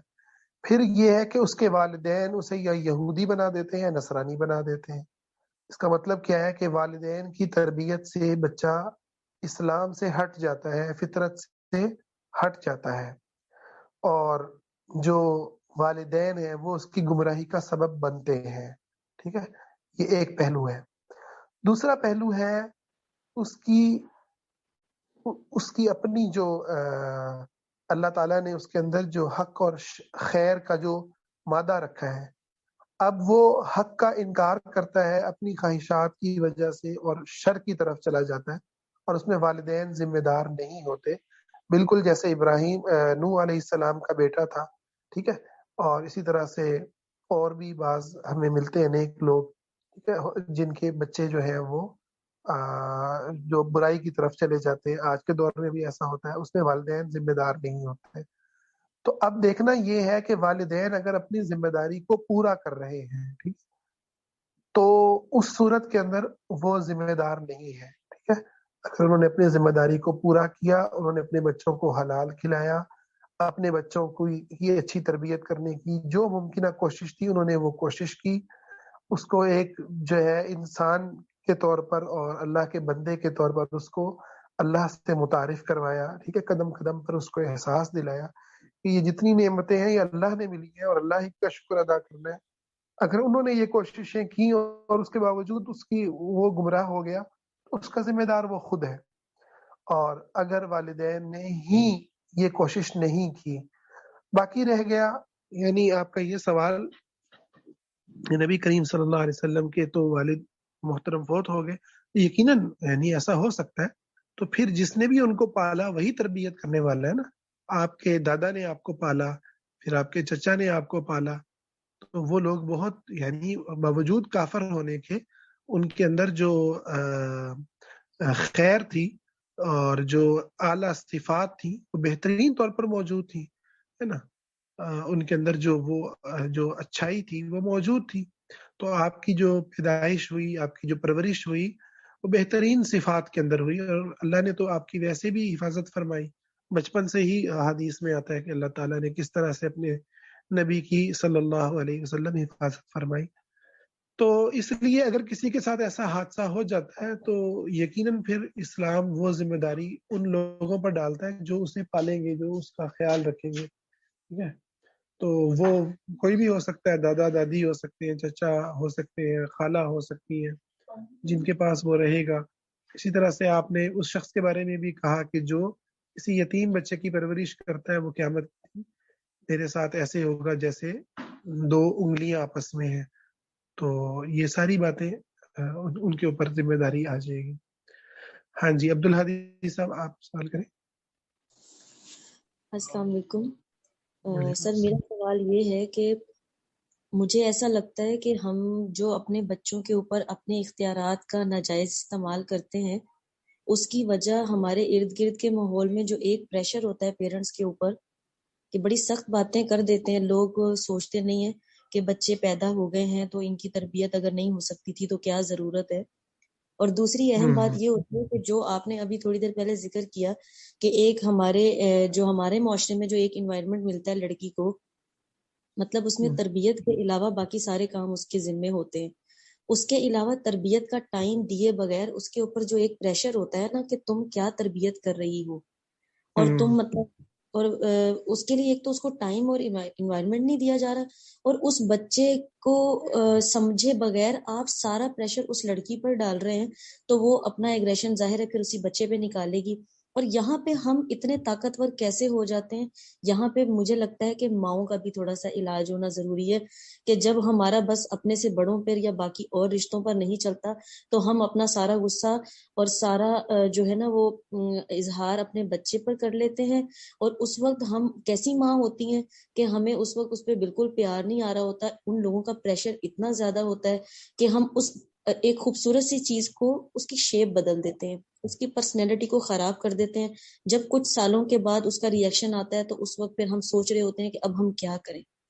تو مجھے لگتا ہے کہ تربیت بچے سے زیادہ پیرنٹس کی ہونی ضروری ہے. آپ کیا کہیں گے؟ بالکل بالکل جی بالکل, آپ نے بہت اچھی آپ نے جو ہے یہ بات کہی کہ بالکل ایسا ہے کہ ہمارا جو یہ فیملی سسٹم ہے اور جو یعنی لوگوں کا انداز ہے بنیادی طور پر خرابی کا باعث یہی بن رہا ہے. تو ماں کے اوپر ایسی ذمہ داریاں ڈالنا جو اللہ نے نہیں ڈالی, اور اس کے بعد کیونکہ اللہ نے جو نہیں ڈالی نا اس کی وجہ یہ نہیں ہے کہ ماں کو عیاشی کرنی ہے, ماں کو تربیت کرنی ہے بچوں کی, ہے نا. اللہ تعالیٰ نے اس لیے اس کے اوپر ساس سسر کی ذمہ داری کو فرض نہیں کیا, اسی لیے اس کے اوپر نند دیور اور ان تمام رشتوں کو خوش کرنا, بیٹھنا, دیکھنا, ان سے ایک ایک ان کے فنکشنز میں جانا, ایک ایک ان کے معاملات میں جو ہے وہ شامل ہونے کو اللہ تعالیٰ نے اسی لیے فرض نہیں کیا کہ اس عورت نے اپنے بچوں کی تربیت کرنی ہے, اس نے اپنے گھر کا خیال رکھنا ہے. تو عورت, آپ نے ایک لفظ کہا نا بچوں کی تربیت کے علاوہ سب کچھ کرتی ہے, تو میں دو باتیں اس میں ایک اور اضافہ کروں گا کہ وہ نہ حقیقت یہ ہے کہ خاوند کو دیکھنے اور بچوں کی تربیت کرنے کے علاوہ سب کچھ کر رہی ہوتی ہے. یہاں جہاں خاوند ڈنڈے سے اس کو اپنا دکھوا رہا ہوتا ہے کہ میرا یہ زخم ہے, یہ بھی دیکھ لو, میرا یہ بھی کام ہے, وہاں وہ دیکھ لیتی ہے, ورنہ وہ خاوند بننا سورنا خاوند کے لیے نہیں ہوتا, ٹھیک ہے نا, وقت گزارنا خاوند کے لیے نہیں ہوتا, وہ سب کچھ وہ پتہ نہیں کس کس کے لیے ہم کر رہے ہوتے ہیں, سب کے لیے کر رہے ہوتے ہیں, مگر یہ دو لوگ ہم سے محروم ہو رہے ہوتے ہیں. تو یہ بڑا غلط ہمارے ہاں انداز ہے. اس میں یہ تو نہیں کہوں گا کہ ہر چیز کو ہم بدل سکتے ہیں, مگر ہمیں احساس اگر ہو جائے تو ہم کم از کم, اگر آج ہم بدل نہ سکیں تو ہم آنے والے بچوں کو تو کم از کم اس سے بچا سکیں گے نا, ان کے اوپر تو یہ بوجھ نہیں ڈالیں گے. ٹھیک ہے, تو ہمارا مقصد یہ نہیں ہے کہ ہم اپنے گھروں میں جاتے ہی کوئی ایسا قدم اٹھا لیں, ٹھیک ہے, جس کا انجام جو ہے وہ برا ہو, ایسا نہیں ہے. بلکہ ہم چاہتے ہیں کم از کم ہم سمجھیں تو صحیح, اور اس کے بعد پھر اپنی آنے والی جو زندگی ہے, اپنے آنے والے جو بچے ہیں, کم از کم ان کو ہم ان جو ہے مصیبتوں کے اندر نہ ڈالیں, تاکہ وہ اچھے والدین بنے اور اچھی تربیت کے اندر اپنے بچوں کو گزاریں. جی کانتا بہن.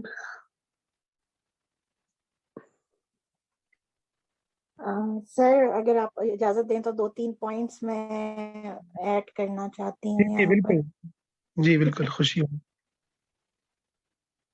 اچھا سر, ایک تو بات یہ ہے بھی جو اتنے سارے سوال بھی ہوئے اس سے تھوڑا سا اور بھی ہماری تھاٹ جو ہے وہ ریفائن ہو جاتی ہے اس میں, کہ ایک زمانے میں جیسے ہمارا جو ہمارے پیرنٹس کا زمانہ تھا یا اس سے بھی ایک زمانہ تھا, کہ اس میں جو میتھڈالوجی ہم تربیت کی فالو کرتے یا دیکھتے آئے ہیں, جس میں یہ کانسیپٹ ڈیولپ ہوا کہ ڈانٹ ڈپٹ اور مار کے ذریعے یا کنٹرولنگ کے ذریعے تربیت کی جا سکتی ہے, اس میں ایک تو زمانے میں اس طرح کے فتنے اور وہ چیزیں نہیں تھیں, تو وہ جو ان کا ایک اسکول آف تھاٹ ڈیولپ ہوا جس میں انہوں نے کنٹرولنگ بھی کر لی, مانیٹرنگ بھی کر لی, نظر بھی رکھ لی, ان کے پاس ٹائم بھی ہوتا تھا ان کے پاس, اور اتنے فتنے بھی نہیں تھے کہ وہ یہ ساری چیزیں کر کے انہوں نے ایسی اولادیں پروان چڑھا دی. لیکن جو ہمارا اس وقت زمانہ ہے, اس میں اگر ہم وہی طریقہ فالو کریں گے جس میں ہم کنٹرول کریں گے یا ان پہ نظر رکھیں گے, مانیٹر کریں گے انہیں, یا انسٹرکشنز دے دیں گے اور یہ سمجھیں گے کہ یہ کافی ہو گیا, تو میرا نہیں خیال کہ یہ کافی ہوگا. کیونکہ اب زمانہ وہ ہے کہ جیسے ہی وہ ہمارے بچہ کنٹرول سے نکلے گا جس ایج میں, تو پھر وہ وہی کرے گا جو وہ چاہتا ہے کرنا. वो उस वक्त तक तो उतने साल तो शायद हम उसे कंट्रोल भी कर लें, हम उसे मार भी लें, हम उसको दबा भी लें, लेकिन जो जिस तरह का माहौल है, बच्चा जैसे ही बाहर निकलेगा तो फिर वो बचेगा। तो बेहतर है कि उसके साथ ये रिलेशनशिप बिल्डिंग है, ये बेसिकली वो चीज फराहम करती है, वो फोरम के बच्चे के अंदर ऐसी गॉड कॉन्शियसनेस बिल्ड की जाए। और वो रिलेशनशिप के थ्रू इसलिए मुमकिन है कि अगर हम खुद उसको प्रैक्टिस कर रहे हैं और हमारा अच्छा ताल्लुक है बच्चे के साथ, तो बच्चे में वो चीजें ऑटोमेटिकली ट्रांसफर होती जाती हैं। और माँ बाप का जो रोल है वो इस वजह से इम्पोर्टेंट है कि माँ बाप ही वो वाहिद हस्ती हैं। एक तो सबसे पहले बच्चा जो जिन्हें वो जानते हैं वो उसके माँ बाप ही होते हैं। तो कुदरती तौर पे बच्चे के अंदर ये चीज होती है कि वो सबसे पहले अपने पेरेंट्स को ही आइडियलाइज करता है। और घर में जो चीजें राइज होती हैं, जैसे अगर टीवी चलता है या मोबाइल फोन का इस्तेमाल होता है, तो बच्चा वो चीजें खुद ब खुद अपने रूटीन में शामिल कर लेता है। तो हर वो चीज जो उसके माँ बाप प्रैक्टिस करते हैं, वो बच्चा खुद ब खुद प्रैक्टिस करना शुरू कर देता है। दूसरी बात, तरबियत जो है वो बच्चे के अलावा माँ बाप के लिए भी जरूरी है, क्योंकि अगर माँ बाप बच्चे की तरबियत कर रहे हैं तो इसका फायदा हम समझते हैं कि शायद बच्चे को हो रहा है, लेकिन इसका फायदा पेरेंट्स को इस तरह हो रहा है कि जब वो बच्चा अगर माँ बाप से सीख के वो नेक काम करेगा तो वो उनके लिए सदका जारिया बन जाएगा। क्योंकि वो नेकी तो किसी से भी सीख सकता है, बड़े होके अल्लाह ने जहां से उसे हिदायत देनी होगी वो दे देंगे उसको। लेकिन अगर वो सिलसिला माँ बाप से शुरू हुआ होगा तो वो माँ बाप के लिए फिर एक सदका जारिया की सूरत में जो है वो बन जाएगा माँ बाप के लिए।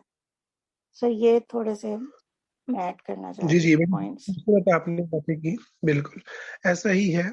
एक और बहन ने भी सवाल किया है जो इसी से मुतालिक है कि जिनके साथ ऐसा हुआ, जिनको बचपन में मारें पड़ी और जिनको निशाने बनाए गए तनकीद के, इसका नाक मोटा है, इसका नाक पतला है, ये लंबी है, ये छोटी है, ये काली है, ये गोरा है, ठीक है ना, ये सब कुछ जो कुछ हुआ, ठीक है ना, ये डल है, ये तो पढ़ता ही नहीं है, बदतमीज है, देहाती है, मुख्तलिफ मुख्तलिफ जो लोगों के साथ मुख्तलिफ अंदाज में जिस तरह से भी लोगों के मुंह में आता है वो बोलते रहे, तो बड़े होने के बाद भी उसके असरात रहते हैं, उसके ऊपर इंसान के ऊपर उसके असरात रहते हैं।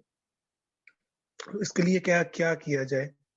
तो इसके लिए एक तो ये रियलाइज करना कि हमारे साथ ज्यादती हुई है और हमारे साथ गलत हुआ है, ये बहुत जरूरी है। जैसे मैंने आपको कहा कि जुल्म को इसलिए जो है वो हक नहीं कहा जा सकता कि ये हमारे बड़ों ने किया, है ना। ये जो बड़ों का तस्वुर है ना इस्लाम ने, उसमें इस्लाम ने में ताबेदारी और हक और बातिल को नहीं जोड़ा। बड़ों पर रहम करो कहा है, बड़ों के साथ अदब से पेश आओ, बड़ों के सामने आप जब वो बहुत वालिदैन बूढ़े हो जाए उफ तक ना कहो, ये सब कुछ बातें की हैं, बेअदबी ना करो। मगर ये कहीं पर भी अल्लाह ने नहीं कहा कि जो कुछ भी वालिदैन ने किया, जो कुछ भी बड़ों ने किया वो सही था। ये जो सही वाला तस्वुर है ना, ये काफरों का है, मुसलमानों का नहीं है। ये काफर ये बात कहते थे कि हमने अपने आबा व अजदाद को एक रास्ते पर पाया तो हम तो उन्हीं की पैरवी करेंगे। इस्लाम ने ये बात नहीं की। तो एक तो हमें ये कहना चाहिए और हमें जानना चाहिए कि ये गलत हुआ है जो भी हमारे कल्चर में हुआ है। उसके बहुत सारे उज़र हैं जो हमारे वालिदैन को जाते हैं या जो जिन लोगों ने भी हमारे साथ किया, हम वो उनको उज़र भी देते हैं कि वो एक ऐसे गंदे सोसाइटी, एक ऐसे कल्चर में फंसे हुए थे और फंसे हुए हैं आज भी वालिदैन, ठीक है ना, जहाँ उन्होंने अपने बच्चों को नहीं देखना होता, बाकी सारे खानदान को देखना होता है, फिर यही कुछ ही होना है। तो एक तो हमें ये पता होना चाहिए। दूसरा ये है कि अगर इसके इंसान के ऊपर ज्यादा ही असरात हो और होते हैं तो उसके लिए ना ये जो थेरेपिस्ट है, किसी मुसलमान थेरेपिस्ट से जो इस्लाम की समझ भी रखता हो, राब्ता करके अपनी थेरेपीज लेनी चाहिए, साइकोलॉजिकल अपना इलाज करना चाहिए। और या ऐसे कोई दोस्तों की मजलिस हो, ऐसा हल्का हो कि जहां पर आप ये बातें कर सकें, कोई ऐसा दोस्त हो जिनसे आप ये बातें कर सकें और वो आपको जज करने की बजाय आप पे तनकीद करने की बजाय वो आपको सुने और फिर आपको नॉर्मल करे और आपके गम में शरीक हो के वाकईतन इन लोगों से यार लोगों से बचपन छीन लिया गया है कि मैंने, यानी हमारे तहजीब ने के अंदर इतने बड़े जुल्म है کہ بچپن کے اندر آپ کی جو بہت ساری خوشیاں ہیں، آج ہم دیکھتے ہیں نا بہت سارے والدین کو ماشاءاللہ بہت شعور اللہ تعالیٰ نے اب تو لوگوں میں دے دیا. لوگ اپنے بچوں کو لے کے پارکوں میں جا رہے ہیں، وقت گزار رہے ہیں. کچھ لوگ ہیں ایسے، مطلب بہت سارے لوگ ہیں بلکہ اب تو. لیکن اگر آپ ماضی میں چلے جائیں تو ایسا کوئی سین ہی نہیں تھا. آپ کی جتنی خوشیاں ہیں وہ شاید آپ کی اکیلے ہیں، یا گھر سے چوری نکل کے ہیں، یا دوستوں کے ساتھ ہیں. اماں ابا کے ساتھ آپ نے جو ہے وہ کیا وقت گزارا ہے. اس لیے جب ماں باپ بوڑھے بھی ہو جائیں تو ہوتا کیا ہے کہ وہ جس کمرے میں بیٹھے ہوں بچے سارے نکلتے ہیں اور دوسرے کمرے میں. جب بڑھاپے میں ان کو ضرورت ہوتی ہے، پھر وہ ایک قدرتی ایک فطرتی ایک اس کا ریئیکشن جو ہے وہ ظاہر ہوتا ہے. آپ چاہتے بھی ہیں کہ اپنے والدین کے ساتھ بیٹھیں، اپنے بڑوں کے ساتھ بیٹھیں، خاندان کے بزرگوں کے ساتھ بیٹھیں، مگر نہیں بیٹھ پاتے. تو یہ بڑا ہی جو ہے وہ دردناک معاملہ ہے. اس کے لیے یہ ہے کہ ہم اپنی تھراپیز لیں اور اپنے آپ کو مضبوط کریں. اور سب سے اچھی تھراپیز وہی ہیں جو کوئی دیندار بندہ اور اچھا دوست آپ کو دے سکتا ہے. سب سے بہتر تو وہی ہے. جی احسن بخاری صاحب آپ سوال کر لیں. جی اچھا، وہ آپ نے، میں نے جو پہلے سوال آپ سے کیا تھا وہ بالکل میری بات، آپ کی بات مجھے، میں سمجھ گیا. لیکن جیسے ایک حدیث ہے کہ جی کوئی شخص اگر کسی محفل میں جائے اور وہ چاہے کہ جو وہاں پہ بیٹھنے والے لوگ ہیں وہ اس کی تعظیم کے لیے کھڑے ہوں، تو وہ اپنا مقام جو ہے وہ جہنم میں دیکھے. لیکن ہمارے کلچر میں تو یہ بہت زیادہ ہے. میں عرب میں میرے خیال ہے نہیں ہے، وہاں پہ نہیں ہوتا ایسا. تو اب میں نے ابھی یہ حدیث کافی پہلے سنی تھی، اور پاکستان میں جو ہے نا یہ کافی ہوتا ہے کہ جی کھڑے ہوں. اچھا، ایک ہے کہ میں خود کھڑا ہو جاؤں کسی کے لیے، اپنے کسی بڑے کے لیے، ابو کے لیے، نانا کے لیے، دادا کے لیے، کوئی بھی عمر میں ہے، کوئی بھی خاندان کا ہے یا باہر کا ہے. تو اگر میں خود کھڑا ہو رہا ہوں تو کیا یہ صحیح. کانٹرڈکٹ کرتی ہے اس حدیث کو؟ یا اگر میں یہ میری مرضی ہے کہ میں کھڑا ہوں یا نہ ہوں، آپ مجھے مطلب دوسرا بندہ جو ہے وہ مجھے نہیں بتائے کہ جی آپ میرے لیے کھڑے کیوں ہوئے، تو اس کو کیسے لے کے مطلب اس حدیث کے اوپر کیسے عمل کیا جا سکتا ہے؟ اس حدیث کا یہ مطلب نہیں ہے کہ آپ جو ہے وہ کسی کا کو ویلکم کرنے کے لیے آپ کھڑے نہیں ہو سکتے. طرف جانا، اس کا استقبال کرنا، یہ تو بالکل آداب میں سے ہے. اور نبی کریم صلی اللہ علیہ وسلم کے ایک صحابی جب آئے، غالباً عبادہ بن سامت ہیں یا صرف عبادہ ہیں، جو کہ اوس یا خزرج میں سے کسی کے سردار تھے. تو جب وہ آئے تو آپ نے فرمایا قوم الی سیدکم، اپنے جو سردار کے استقبال کے لیے تم ان کی طرف، یعنی ان کے لیے کھڑے ہو. کھڑے ہونے کا مطلب یہ کہ آپ ان کا استقبال کرتے ہیں، ان کی طرف جاتے ہیں، سلام کرتے ہیں، ان کو بٹھاتے ہیں. تو یہ تو ادب میں سے ہے. لیکن یہ جو ہمارے ہاں جیسے سکولز میں ہوتا ہے، کمرے میں استاد آیا اور سارے اسٹوڈنٹ کھڑے ہو گئے اور پھر بیٹھ گئے، یہ طریقہ کار جو ہے شریعت کے اندر منع ہے، غلط ہے. اور بڑوں کے لیے ان کے استقبال کرنے کے لیے ان کی طرف جانا، انہیں گلے لگانا، ان سے سلام کرنا، یہ یقیناً ادب ہے جو بالکل درست ہے، اس میں حرج نہیں ہے. تو البتہ اس طرح سے جیسے اسکولوں میں کھڑے ہوتے ہیں اس طرح کھڑے ہونا، یا بغیر سلام کرنے کے لیے ملنے کے لیے کھڑے ہو جانا، تو یہ بھی درست نہیں ہے. تو اس کو تھوڑی سی تربیت کے ساتھ کیا جا سکتا ہے، ان کو سمجھایا جا سکتا ہے. تو اللہ تعالیٰ سمجھ دے اور معاملات بہتر کرے. جی معاذ بن جبل، کسی بہن نے اصلاح کی ہے کہ یہ صحابی جو تھے نا معاذ بن جبل تھے. تو انشاءاللہ اس کی ہماری یہ ریکارڈنگ دستیاب ہوگی میں، تو انشاءاللہ کچھ لوگوں نے کہا ہے. جی آپ کچھ اور پوچھنا چاہ رہے ہیں تو پوچھ لیں، پھر ہم اس کو ختم کرتے ہیں. جی میں بھی یہی کہتا کہ وہ معاذ بن جبل تھے، اور وہ ٹوٹلی ڈفرینٹ میرے خیال سے سینیریو تھا کہ وہ شہید ہونے والے تھے. تو تب انہوں نے حضور صلی اللہ علیہ وسلم نے فرمایا تھا کہ قوموا لسیدکم. بلکہ ساحل بھائی نے بھی اپنی ایک دو ویڈیوز میں ان کا اس کا بھی ذکر کیا. جی لیکن وہ یہ جو بات ہے نا، یہ شہید ہونے والے تھے، یہ اس حدیث میں نہیں آئی.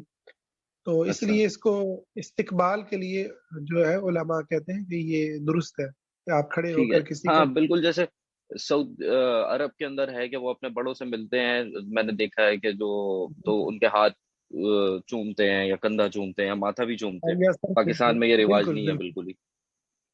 ہاں تو ہر علاقے کے اپنے رواج ہیں، ضروری جی نہیں ہے جی کہ ہم عرب کو کی ہر چیز کو جی کہیں جی کہ جی جی ضروری یہاں پر بھی ہو. نہیں، وہی کہ لیکن اچھی یہ ہے کہ کسی کی ہے تو آپ اس کو اڈاپٹ ہاں کریں. جی اچھی ہے، بالکل. تو لیکن یہ ہے کہ جس طرح استاد کے لیے کھڑے ہوتے ہیں وہ انداز درست نہیں ہے، کیونکہ اس میں آپ سلام کر رہے ہیں نا، آپ بس کھڑے ہوئے اور بیٹھ گئے، یہ انداز درست نہیں ہے. باقی ملنے کے لیے تو درست ہے. اچھا ایک اور جزاک اللہ خیر. جزاک اللہ. اچھا یہ ایک اور بہن نے سوال کیا ہے کہ یہ کوئی ٹیچر ہیں تو وہ کہہ رہی ہیں کہ بچوں کو پڑھاتے ہوئے غصہ آتا ہے اور ہاتھ اٹھ جاتا ہے، تو اس میں کیا کرنا چاہیے، کیا وہ گناہ ہے؟ تو دیکھیں پھر وہی بات ہے کہ ہاتھ کا اٹھ جانا اگر تو بچے کی بھلائی کے لیے ہے تو اس صورت میں تو حرج نہیں ہے. اگر آپ سوچ سمجھ کے کسی بچے کو سزا دے رہے ہیں کہ اس کو اتنی سزا ملنی چاہیے، لیکن عموماً جو ہے وہ بھلائی کے لیے کی بجائے غصے میں ہی ہاتھ اٹھتا ہے، ری ایکشن میں ہی اٹھتا ہے، تو یہ غلط ہے. ری ایکشن کے اندر کسی کو بچے کو مارنا، چاہے وہ آپ سے پڑھ رہا ہے یا جو بھی معاملہ ہے، تو یہ درست طریقہ کار نہیں ہے. میں نے سعودیہ کے اندر کچھ عرصہ پڑھایا تو بڑی خوبصورت ہمارے جو مدیر تھے وہ یہ بات کیا کرتے تھے. وہ کہتے تھے کہ یہ بچہ جو آپ کے پاس بیٹھ کر یہاں پر دین پڑھ رہا ہے، تو اگر آپ اس کو آج اپنی مجلس میں ماریں گے یا اٹھا دیں گے یا تو یہ باہر جا کر کیا کرے گا؟ اللہ کی نافرمانی کے کام کرے گا. تو اس لیے یہ اس سے بہتر ہے کہ یہاں بیٹھا رہے، چاہے آپ کو 100% رزلٹ نہیں بھی دے رہا. تو بچوں کو ہمیں بچہ سمجھنا چاہیے. بچے بڑوں کی طرح ریئیکٹ تو نہیں کر سکتے، بوڑھوں کی طرح یا بڑوں کی طرح ریئیکٹ نہیں کریں گے. بچوں کا کام ہی شرارت کرنا ہے، کھیلنا کودنا ہے، بھول جانا ہے، غلطیاں کرنا ہے. ہمارا کام یہ نہیں ہے کہ ہم ان کو جو ہے نا وہ اس پر ہمیں ان کے والدین کی بھی ٹریننگ کرنی چاہیے. بچوں کو مشین بنانے کی بجائے بچوں کو بچہ سمجھے اور بچہ رہنے دے، ان کا بچپن ان سے نہ چھینے. جی ثنا بہن آپ پوچھ سکتی ہیں. سر میرا بس آخر میں آپ سے سوال یہ تھا کہ میں نے آپ کو ایک سوال بھیجا تھا پچھلے سیشن کے بعد. اگر جی آپ چاہتے ہیں تو میں یہاں وہ سوال ریپیٹ کر سکتی ہوں تاکہ جو جی لوگ اس جی کر لیں. جی سیشن کا حصہ ہے ان کا بھی ہو جائے گا فائدہ. میرا سوال جی یہ تھا کہ پچھلے سیشن میں چونکہ ہم نے توحید کے حوالے سے بات کی تھی آپ نے، اور آپ نے کہا تھا کہ کچھ لوگ اپنے زبان سے توحید کی نفی کرتے ہیں، کچھ اپنے اعمال سے کرتے ہیں. تو میرا سوال یہ تھا کہ ان دونوں صورتوں میں نکاح کے اوپر کیا فرق پڑتا ہے؟ کیا نکاح ضائع ہو جاتا ہے یا نہیں؟ اچھا یہ آپ کا سوال نا عقیدے سے متعلق ہے، تو ہماری جو عقیدہ کلاس ہے نا یہ انشاءاللہ ہماری کل ہے. جی جی ٹھیک ہے کل سر. ہاں جی آپ اس میں کریے گا انشاءاللہ، میں آپ کو ٹھیک ہے جی. شکریہ. اوکے جی اللہ حافظ. انشاءاللہ ہم ملتے ہیں کہ اللہ حافظ. السلام علیکم.